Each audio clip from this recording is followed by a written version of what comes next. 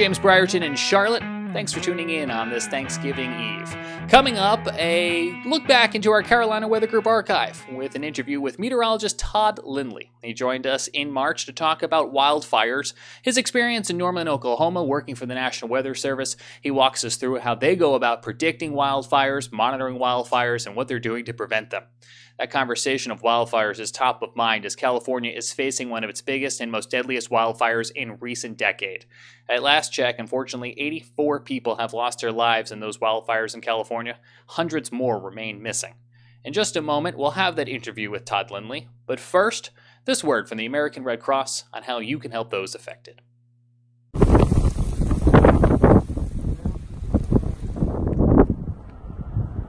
When you think of Malibu, California, what you probably imagine is the scene behind me. Picturesque beaches and beautiful homes. But today, with wildfires impacting this community, all you simply have to do is pan around, and that's what you see behind me.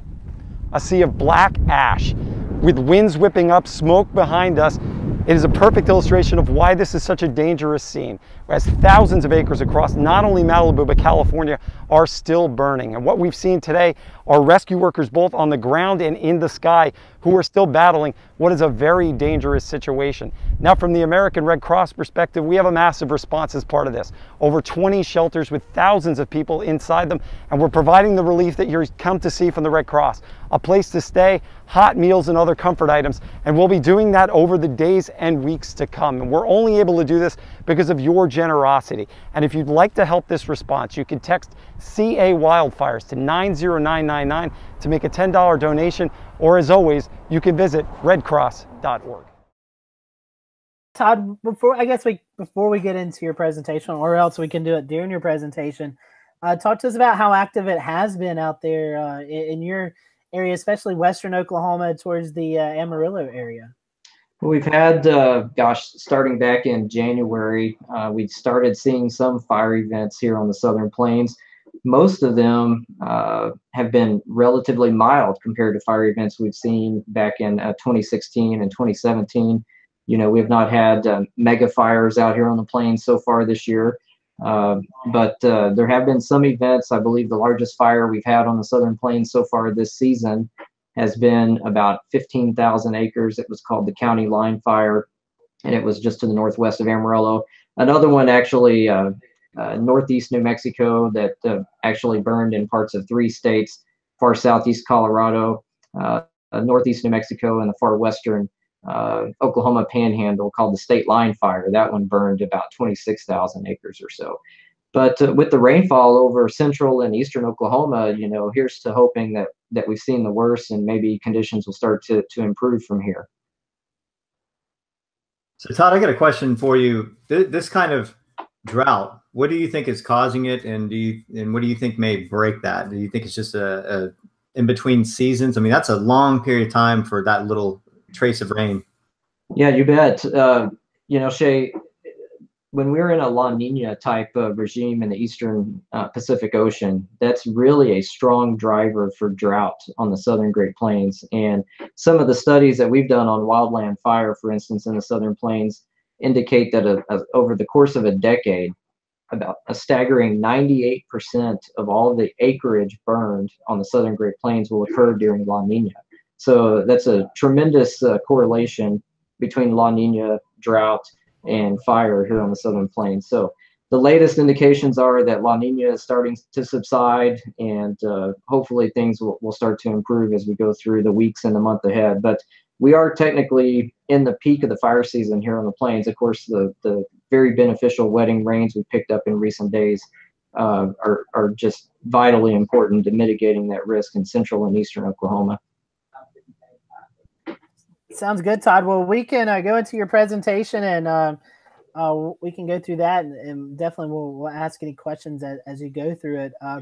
One thing I know that you're going to talk about that a lot of our followers and listeners have been really excited about is the GO16 data. So you bet. I'm sure that we'll be able to touch on that as well. You bet. Well, hopefully you're seeing my presentation now, my slides, and just talk a little bit about predicting wildfires in the southern Great Plains. And, really the Southern Great Plains, most people think of wildfires, and what do you think? You think the Western United States, you think, California and the Intermountain West. This is a chart, I believe this is showing wildfire activity from roughly, I believe, the last 15 years or so.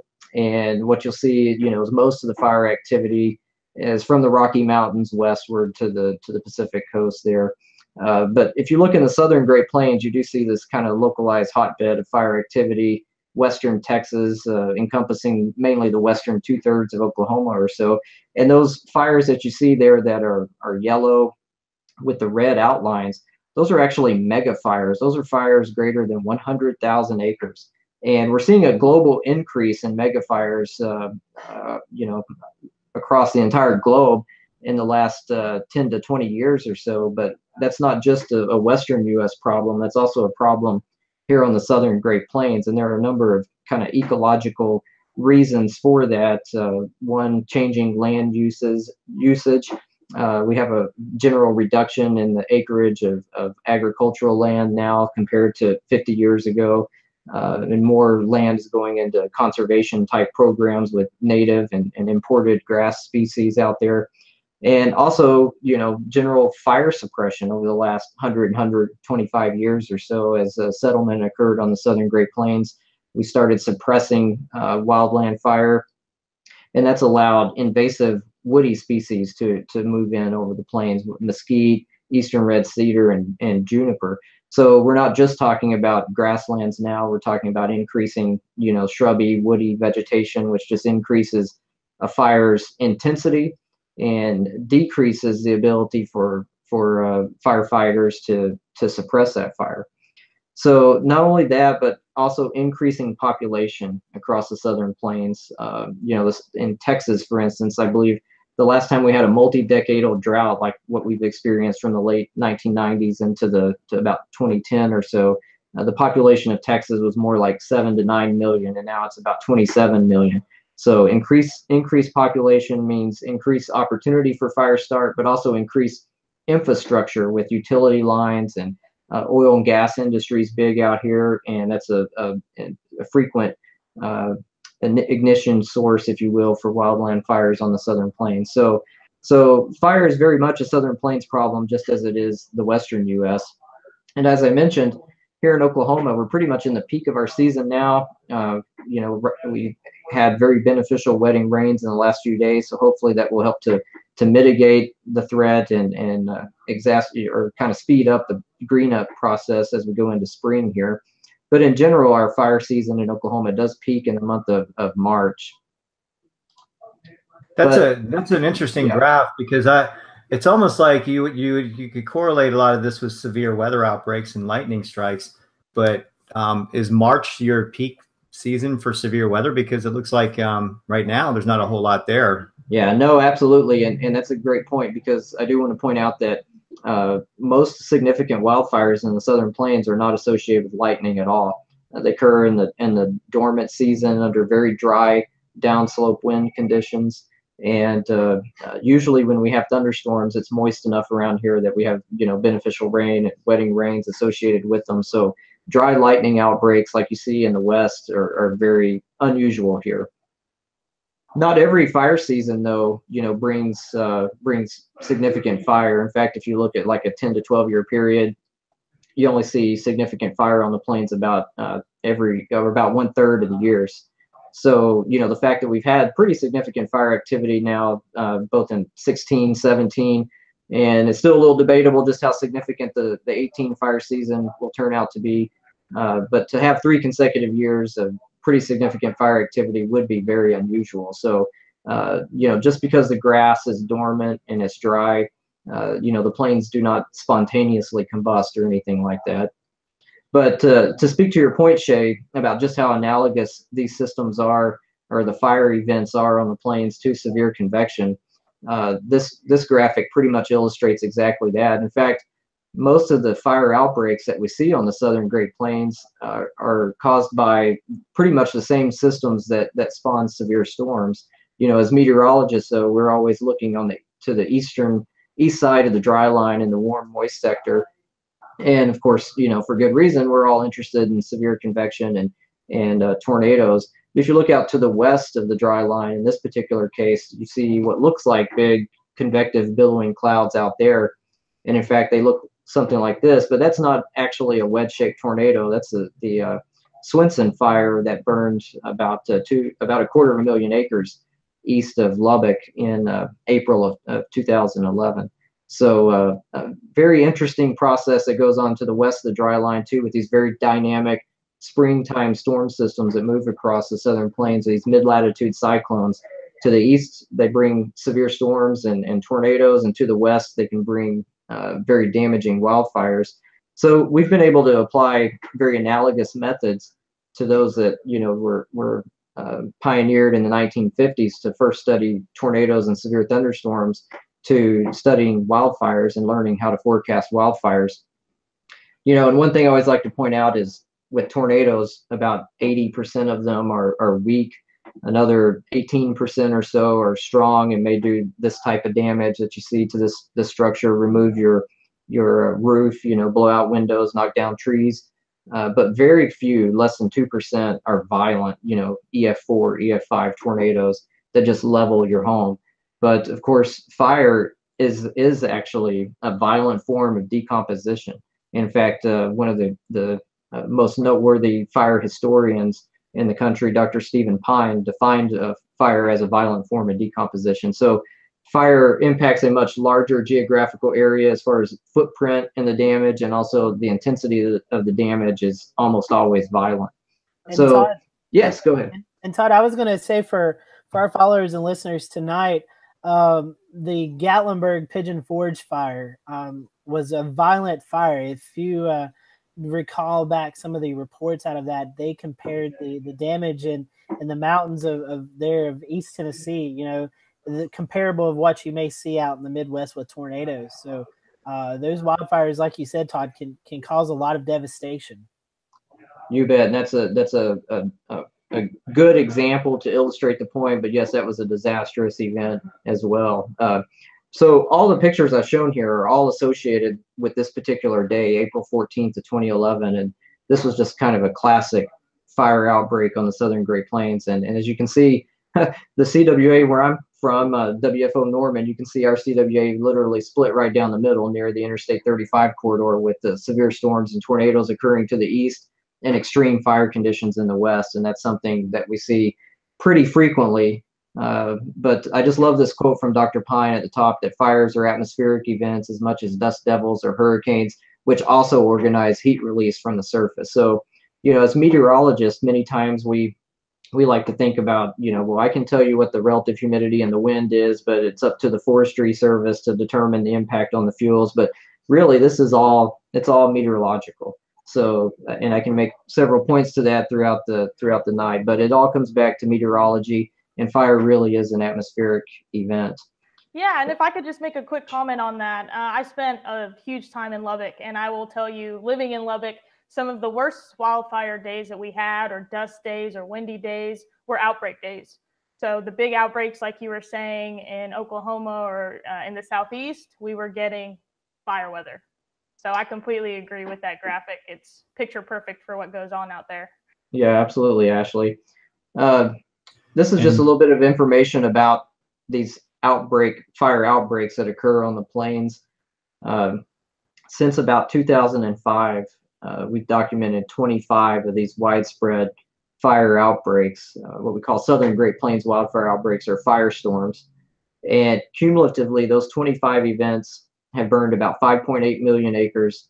They've destroyed 2,700 structures, killed 34 people and injured 220, which is pretty remarkable. Just the scale of fire and the violent nature of the fire that you see during these type of events, 88% of them result in human casualties. So very, very dangerous fire events that we see here on the Southern Great Plains. And you can see this chart kind of showing the cumulative plains fire outbreaks. Interestingly enough, prior to about 2005, if you look at the state forestry agency fire records, you don't see fire on this scale in the Southern Great Plains. You don't see any individual events that have fire on the scale of the events that we've seen post 2005. So it's almost like we've met a threshold there with land usage, population, and seasonal variation or climate changes that have kind of facilitated this type of fire on the plains. Now, Todd, I got a question. Like these fires seem to spread very quickly. What is the main driving mechanism? I hear of Chinook winds in the plains a lot, and where you're talking about in these areas, is this a downslope sort of adiabatic heating process that where the winds are really cranking through there and spreading these fires very, very fast, or what is the main driving? Yes, Shay. Usually, this is the picture perfect textbook fire scenario on the Southern Plains here. This is what we call the composite map for a Southern Great Plains wildfire outbreak. And you can see it features, like we saw in the visible satellite image, the ejection of a strong shortwave trough or mid-latitude cyclone ejecting over western Kansas. And to the south of that, you see these very deep, very intense wind fields. They're at 500 millibars, or about 18,000 feet above ground level. 70 knot wind max coming across West Texas. I can tell you from experience, I think that's showing 70 knots because of the spatial averaging that we did to get the composite map. Usually these individual events, if you look at them, they range anywhere from some 60 knots, but usually the most dangerous events have a mid-level speed max of about 100 to 120 knots or so. And of course, that translates down to the surface. You get sustained winds of 30 to 40 miles an hour, usually, sometimes in excess of 40, with gusts around 60 to 65 miles an hour, not uncommon in these type of events. So you actually see a rate of spread for fire. A lot of people think that the fire literally spreads at the rate of the wind, but that's not true. The fire propagates, through the vegetation.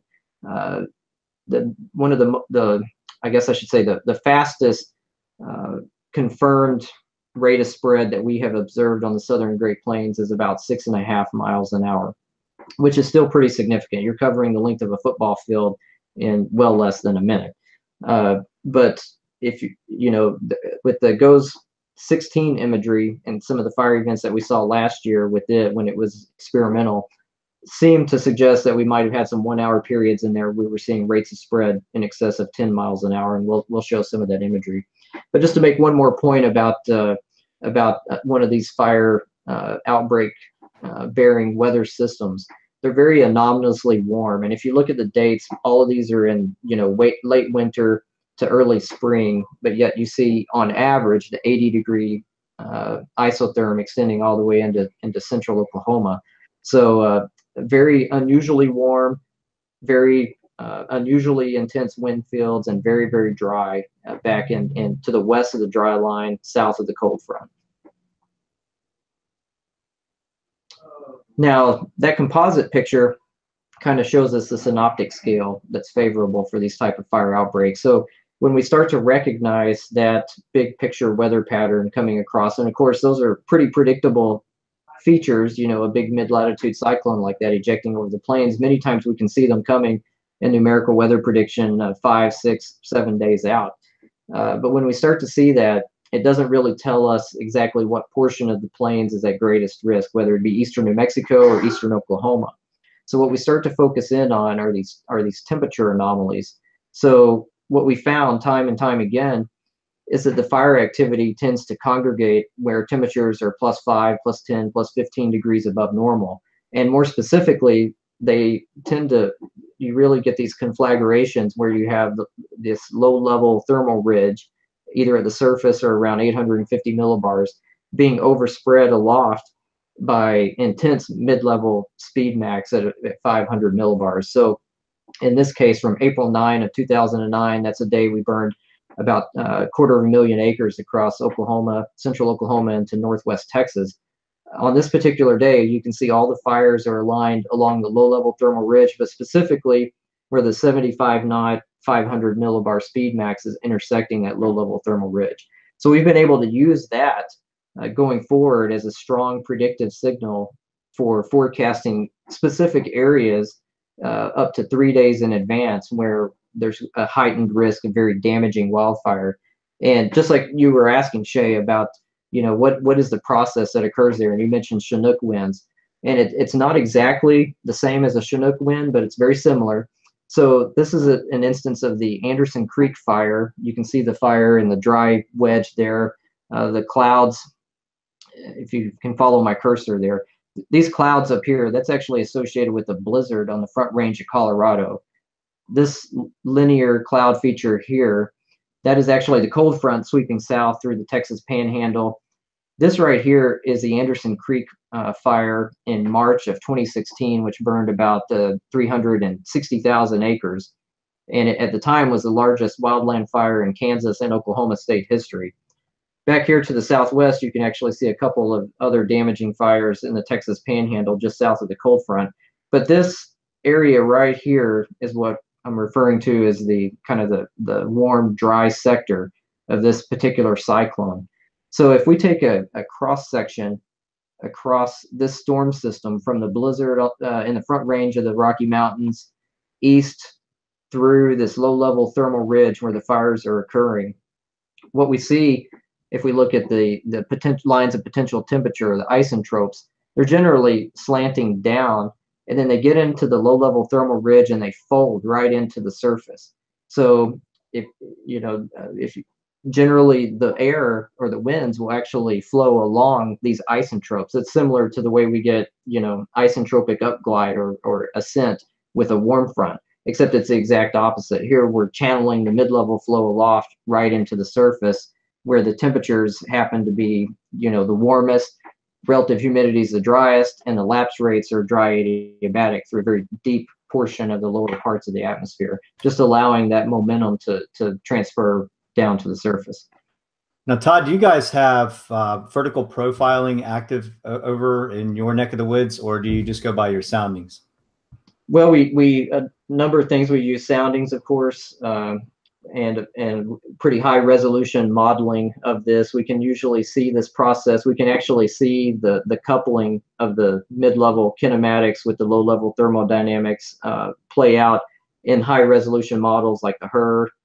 You can watch it play out. You can see the coupling and the decoupling. So we can actually get the fire effective time window for a system like this down to, a number of hours when that coupling is occurring.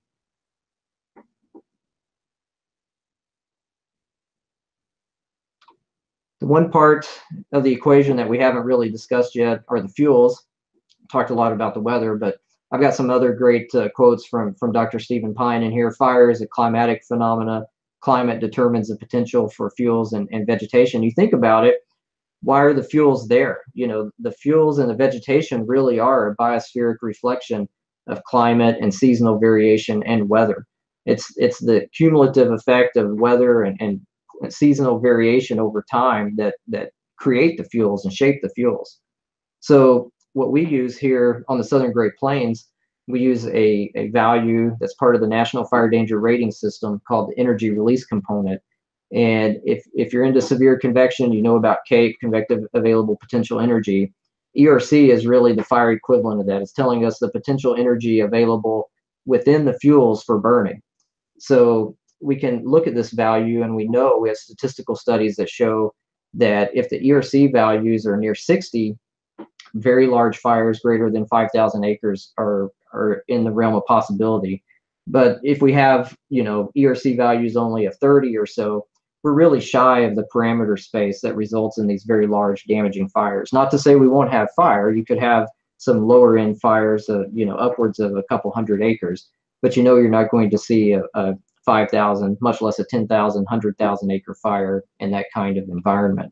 And this is just an example, actually, from Ashley's neck of the woods down in Central Texas, of the energy release component back during the spring of 2015, when we had very dramatic swings.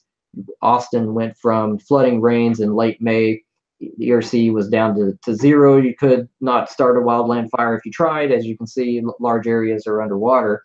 But then through the course, what the ERC does for us is it models the vegetative response over time. So you see the drying out from the floods, and then the buildup of grasses and vegetation that resulted from that rainfall over the course of the summer, and then finally get to a point where the summer heat drying things out, and you get to a very volatile fire regime by October. And we had a very large fire called the Hidden Pines Fire near Bastrop And then lo and behold, within a week later, you have flooding rains come in again, and you can see that ERC value respond and go back down near zero with no threat of wildland fire. So it is a tool that we can use to see how the wildlands are responding over broad periods of time to the moisture and to the weather. So I had a quick question about that. So you said around 40 to 60 ERG or ERC is what you would look at for wildfires, correct? Well, these are raw values for a single location, so take them with a grain of salt. The best way to do this is to normalize it using percentile rankings. But in this particular study of this area of West Texas, you start to see the more significant fires once the ERC gets upwards of 60. Yeah, that was going to be my question. So it's just for the Panhandle, that's not for Central Texas? Those particular values would be, and how they would relate to fire would be different if you looked at Central Texas. But what you want to do is look at the percentile ranking and see how anomalous those ERC values are. In general, the 60 raw ERC value that you see here in the Texas Panhandle is near the 90th percentile in the Texas Panhandle. But in Central Texas, the 90th percentile may be more like 40. Okay, thank you. So in general, fire, what we call critical fire weather, which is usually what meteorologists refer to as some combination of relative humidity and wind, it really is a moving target. If the fuels are really volatile, you may see significant fires occur, say if the relative humidity gets to around 5%, but the wind's only 15 miles an hour. But in less critical fuel environments, you may need much stronger winds or lower RH to get fire. But really, a 30% relative humidity with the sustained wind near 40 is the same as the 5 and 15 mile an hour that we just discussed to a fire. So it's really a moving target. And, generally as the strength or the fuel moisture increases, a fire's resistance to control will also increase. So as the fuel moisture goes down and down and they get drier and drier, then, you need less weather. Conversely, if you have higher fuel moisture, you're going to need much stronger weather to result in significant fire. And we can actually plot that out by combining a couple of parameters, the energy release component and another parameter called the red flag threat index, which is nothing more than it's the quartile ranking for combinations of relative humidity and wind. But you can see that plot, you actually get a pretty high correlation and a polynomial regression here with the combination of those parameters. And that's basically, we can use that as a baseline to forecast the types of fires that we may see on any given day. Now here's the exciting stuff with GOES 16, and we were talking a little bit about that. The animation that you're seeing here is from the firestorm that we had on March 6th of 2017 on the Southern Great Plains, affected portions of Southwest Kansas, Northwest Oklahoma, and the Texas Panhandle. This was an amazing and historic event. We had 1.2 million acres that burned on this particular day across the Southern Great Plains. But what we're seeing is the GOES 16 imagery is really revolutionizing the way the National Weather Service does fire services. One of the new things that we've implemented here at WFO Norman is when we start to see indications of a newly emerging wildfire in the GOES 16 imagery, we will send its geolocation and the proximity weather conditions for that fire to first responders and basically provide an initial detection type of capability for the first responders. In the first year that we did this was in 2016, and 78% of those notifications led to a 5 to 15 minute advance notice over local 911 calls. So that's a dramatic service. I can tell you the feedback from that we're getting is will just blow your mind. Frequently getting comments from emergency managers and state and local officials how this is saving lives and property across the Southern Great Plains. And that application that we developed here in Norman has been shared with about 31 other forecast offices around the country now. I can't speak to which offices are using it and which ones are not, but the capability to do that is spreading around the country. And this is just one more kind of testimonial of that service. This is kind of what the output looks like in the lower left. A couple forecasters actually at WFO Norman and a Texas A&M Forest Service fire analyst that was deployed at WFO Norman at the time, both looking at this fire developing on the monitor here and looking downstream to see, you know, what structures may be threatened. And this is an amazing quote from a fire chief in West Texas with more than 30 years of experience, saying that the NWS hotspot notification is one of the 5 greatest developments in his career, right up there with the jaws of life. So that tells you how beneficial that tool really is. And I know a press release from just last week saying wildfire season on the Southern Great Plains is off to a strong start, and that hotspots are detected earlier than ever thanks to NOAA goes east, which is formerly known as GO 16. This is just another animation showing that March 6, 2017 firestorm.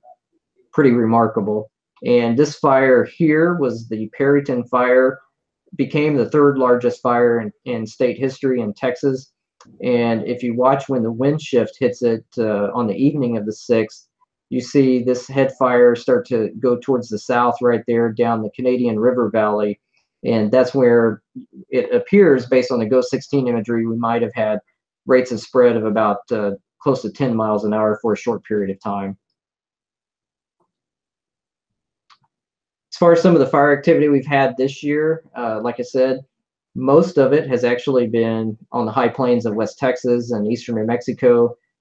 We have had some fire activity in Oklahoma, but this was an event from March the 18th, and you can see a classic fire situation where you have a strong storm system crossing the Colorado Rockies, ejecting into western Kansas. And even though you don't see widespread fire activity in this case, like we saw in some of the examples I've shown, you do see one isolated large fire near Amarillo.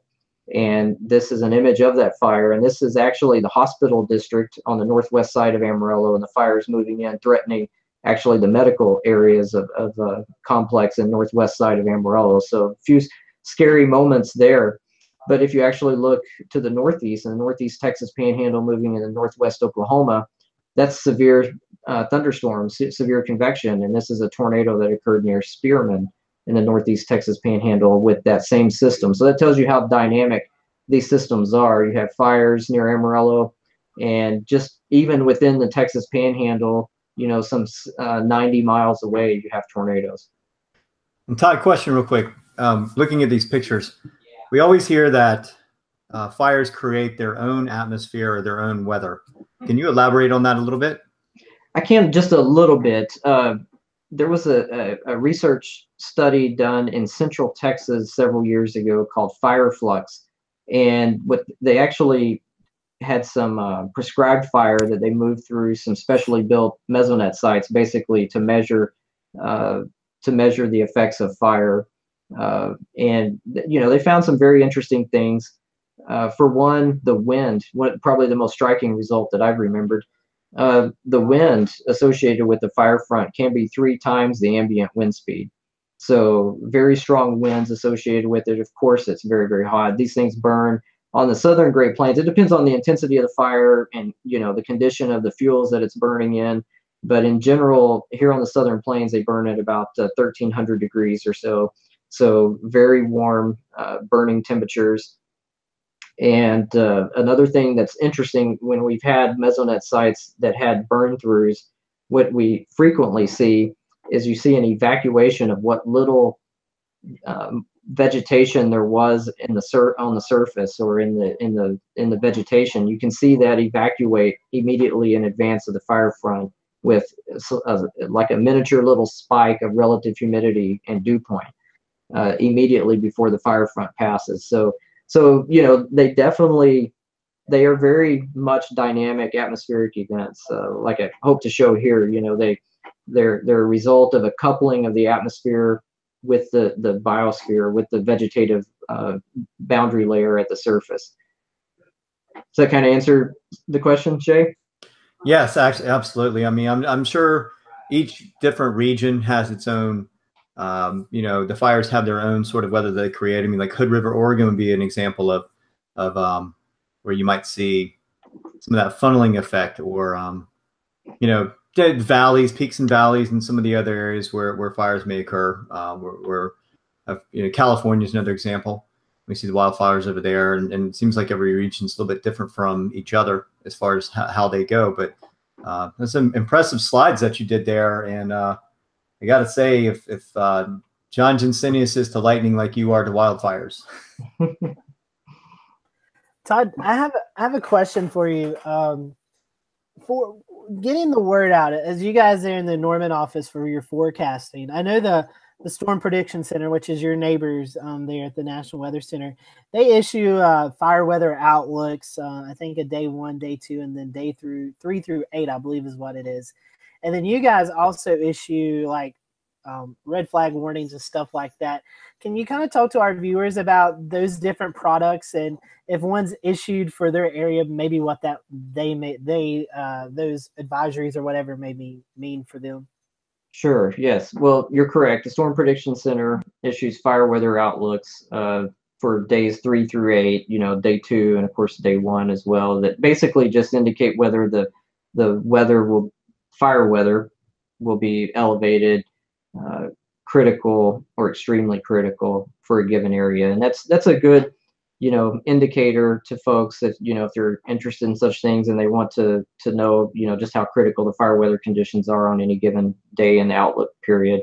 At the WFO, at the National Weather Service offices, we issue fire weather watches, generally about can be as far out as 3 days in advance of a potential event, and those just indicate that conditions are becoming increasingly favorable for extreme fire behavior, or also new wildland fire ignitions. And then once we get within about 24 hours in an event, we will generally, if the forecast remains on track, we'll upgrade to a red flag warning. And a red flag warning is kind of a unique beast in the National Weather Service. Everything else is tornado warning, winter storm warning, flash flood warning, and then we call this a red flag warning. And it has a unique history. It was basically a firefighter safety message, is how it originated out in the West, where many times in the fire season in the Western U.S. you have fire always on the ground out there, and it was a message used to communicate to firefighters that at this particular time and space the fire will likely behave in an extreme way, and it's a safety message for you to take precautions. Certainly here on the Southern Plains, now the red flag warning has morphed more into a public safety and, of course, a land management and fire management product as well. So the National Weather Service is looking at that in the future, trying to determine, is there a need for public fire safety messages, and what venue would we use to communicate that. So that's an ongoing effort to maybe modernize the fire weather program. Now, sometimes when we get into these very active extreme fire situations, we have what's called a fire warning. And a fire warning is a warning that we can issue at the National Weather Service at the request of a local emergency manager that needs to communicate, prompt a mass communication of evacuation instructions. So say a wildfire is approaching a town or a community, the emergency manager can ask us to disseminate a fire warning with detailed instructions for how folks should evacuate. I have a question about that because I'm in emergency management. So how often is that utilized? Because I know we have our own evacuation warning systems and our own ways to do all of that.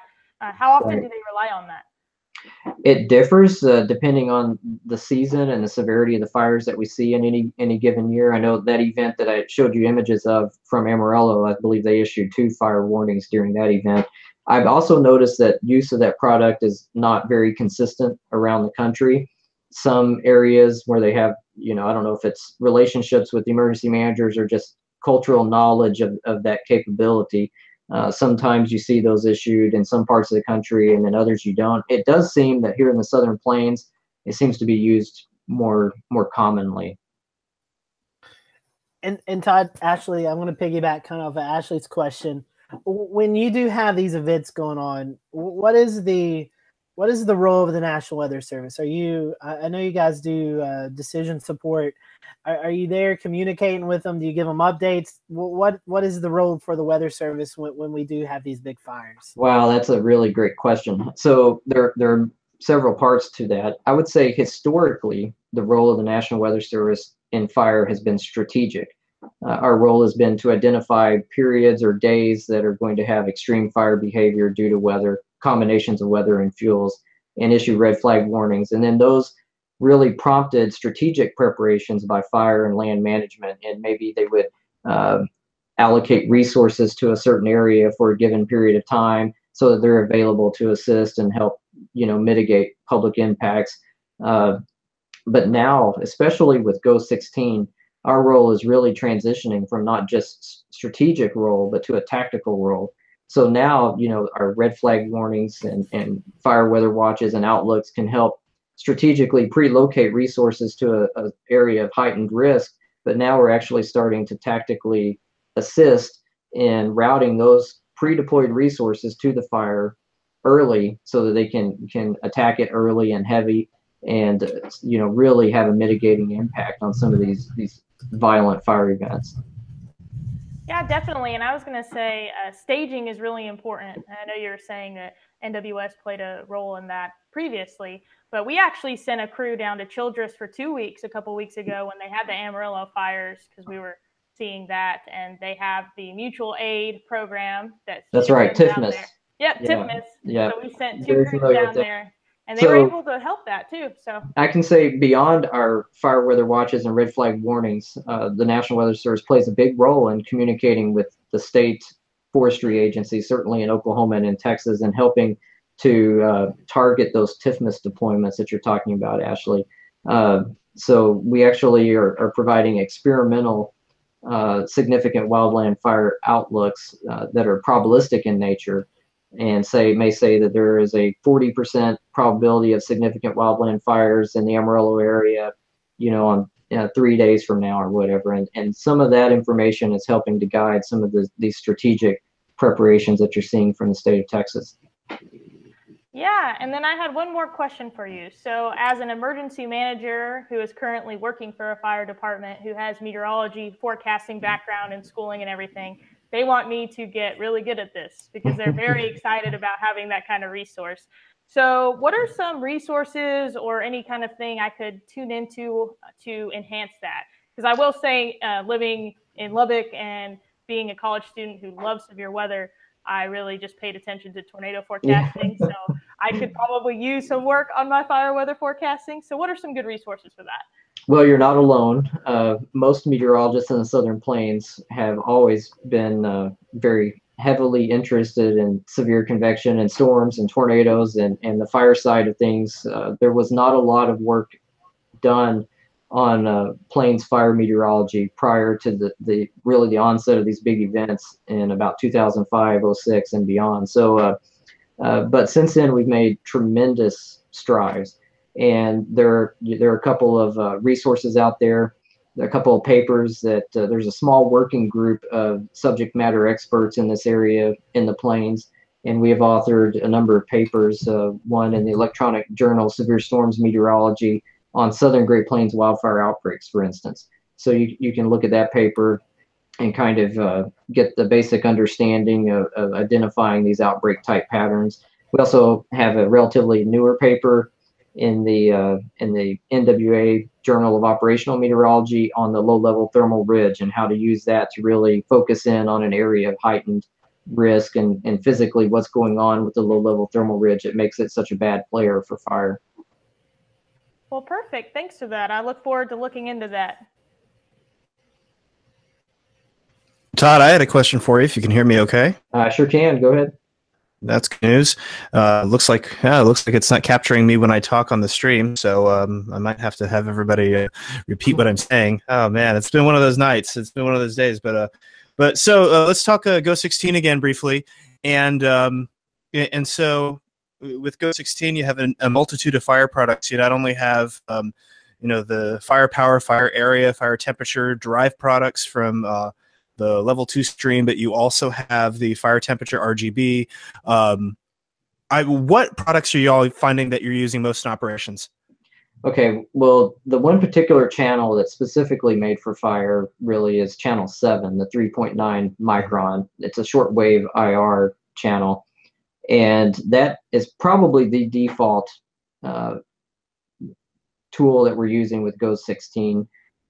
There are, like you said, the fire temperature RGB, which is really cool. That's the example I was showing in the animation. Looks really, really ominous when you see a good fire on there. A lot of the derived products like firepower, fire size, those algorithms, from my understanding, are still being kind of tweaked and calibrated to GO 16 because they were actually designed for legacy GOs. So they're still a work in progress. And from looking at fire activity in the West this past summer, they still need some tweaking, and they're being tweaked.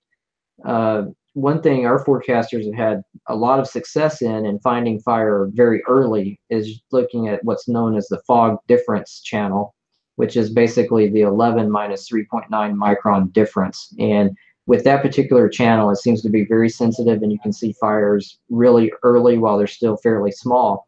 In fact, in the last year, on 3 separate occasions here at WFO Norman, we successfully helped dispatch crews to structure fires that were previously unreported. Oh, that's awesome. You guys have any luck with the nighttime microphysics too? I have not looked at that in close detail for fire, so I would have to withhold judgment on that one. Awesome. And I have one more for you, Todd.